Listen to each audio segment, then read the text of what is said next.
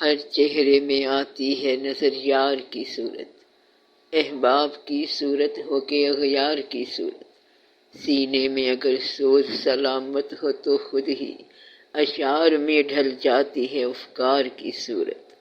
جس آنکھ نے دیکھا تجھے اس آنکھ کو دیکھوں، ہے اس کے سوا کیا تیرے دیدار کی صورت۔ پہچان لیا تجھ کو تیری شیشہ گری سے، آتی ہے نظر فن ہی سے فنکار کی صورت۔ اشکوں نے بیاں کر ہی دیا راز تمنا، ہم سوچ رہے تھے ابھی اظہار کی صورت۔ اس خاک میں پوشیدہ ہیں ہر رنگ کے خاکے، مٹی سے نکلتے ہیں جو گلزار کی صورت۔ دل ہاتھ پہ رکھا ہے کوئی ہے جو خریدے، دیکھوں تو ذرا میں بھی خریدار کی صورت۔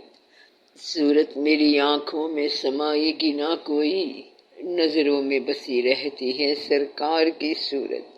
واصف کو سردار پکارا ہے کسی نے، انکار کی صورت ہے نہ اقرار کی صورت۔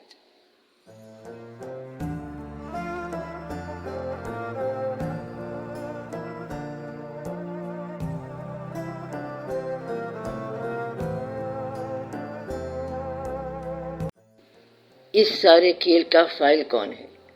اس کا فاعل وہ آپ ہی ہے، وہ خود ہی ہے۔ اس کا جلوہ جو ہے وہ محبوب میں حسن پیدا کرتا ہے اور محب میں تمنا پیدا کرتا ہے، کرتا وہ آپ ہی ہے۔ اس کو اگر خدا کہہ دیا جائے تو کہیں وہ محبت پیدا کرنے والا محبوب بن کے آیا اور کہیں دلبر بن کے آیا۔ اوہ لال کلوکڑی رات والا، اج بھیس بٹا کے وقت آیا، یعنی کہ ہے وہی، سب کھیل اس کا اپنا ہے تو اس کا اپنا ہی کھیل ہے۔ اس کی اگر جلوہ گری دیکھو گے تو ساری کائنات کے اندر عشق کا مربوط جلوہ نظر آئے گا، چاہے وہ حقیقت ہے کہ نہیں ہے۔ مثلا چاند اور چکور کا ایک قصہ نظر آئے گا، گل و بلبل کا ایک قصہ نظر آئے گا، رنگ اور نغمہ کا ایک قصہ نظر آئے گا۔ پھر اس کائنات میں انسان کے لیے تمنا جلوہ گر نظر آئے گی، محبت کرنے والے نظر آتے رہیں گے، جلوہ گریاں نظر آتی رہیں گی، اور یہی ایک چیز ہے جو آپ کو تمنائے دنیا سے نجات دے سکتی ہے، ورنہ کوئی چیز نہیں دے سکتی۔ تو انسان کی تمنا جو ہے وہ آپ کو دنیا کی تمنا سے نجات دلائے گی، صرف انسان کی تمنا کہ اس کے خیال میں ہم نکل گئے، منم محوے خیالے او نمی دانم کجا رفتم، شدم غر کے وسالے او نمی دانم کجا رفتم۔ تو وہ انسان ہے یا ذات ہے جس کے خیال میں غرق ہو کے مجھے پتہ ہی نہ چلا کہ میں کہاں سے کہاں چلا گیا۔ وہ انالحق کہلاتا بھی خود ہے اور سزا بھی خود دیتا ہے، خود ہی جلوہ ہے اور خود ہی حاصل جلوہ ہے، خود ہی دیدے جلوہ ہے، خود ہی پیدا کرتا ہے۔ وہ دوسرے کو بات سمجھ نہیں آتی۔ دنیا کے اندر جتنے بھی بلند حقیقت شناس ہیں وہ سارے کے سارے یہاں سے گزرے ہیں، اس سفر سے گزرتے ہیں۔ پھر وحدت الوجود کیا ہے؟ وحدت الوجود ایک علم نہیں ہے بلکہ ایک مشاہدہ ہے۔ انسان پہ ایک ایسا مقام آتا ہے جب انسان کو یہ سمجھ آ جائے کہ کوئی انسان غیر نہیں ہے، اور جب یہ پتہ چل جائے کہ سارے اس کے جلوے ہیں۔ وہ دنیا میں بدنامیاں بھیج رہا ہے اور خود ہی نیک نامیاں بھیج رہا ہے، جو ہو رہا ہے اس کی طرف سے ہو رہا ہے۔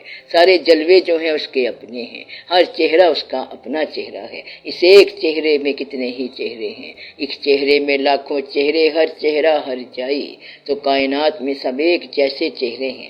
یہ اللہ تعالیٰ کا کمال ہے، یہ قدرت کا خاص احسان ہے کہ انسانوں کے چہرے انسانوں کے ہی رہتے ہیں اور ہر چہرہ ایک جیسا ہے۔ تو وحدت الوجود کو سمجھنا بالکل ہی آسان ہے، اگر غیر اللہ کی سمجھ آ جائے تو۔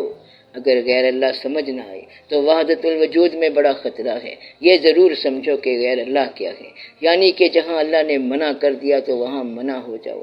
مثلا ایک آدمی اللہ کو نہیں مانتا یا بت کی پوجا کرنے والا ہے تو وہ بھی وجود واحد، لیکن اس کے لیے حکم آ گیا کہ یہاں میرا جلوہ نہیں ہے تو وہاں اس کا جلوہ نہیں ہوگا، ورنہ وہ خود ہی سمجھا دیتا ہے کہ میں پھولوں میں جلوہ گر ہوں، میں خود شمس و قمر میں جلوہ گر ہوں، میں ہی کائنات میں چل رہا ہوں، ہر چہرے میں میرا ہی جلوہ ہے، ہر تمنا میری ہے، ہر دل میرا اپنا ہے۔ جب یہ بات سمجھ آ جائے تو انسان وحدت الوجود میں چل پڑتا ہے، جہاں وہ کہے کہ یہاں پہ راستہ بند ہے، رک جاؤ، تو آپ رک جاؤ، کیونکہ آگے عدو اللہ ہے۔ عدو اللہ اگر سمجھ آ جائے تو باقی سارا وحدت الوجود ہے۔ خطرہ صرف اتنا ہی ہے، یعنی شیطان سے، جو کہ عدو اللہ ہے، اللہ کا دشمن ہے۔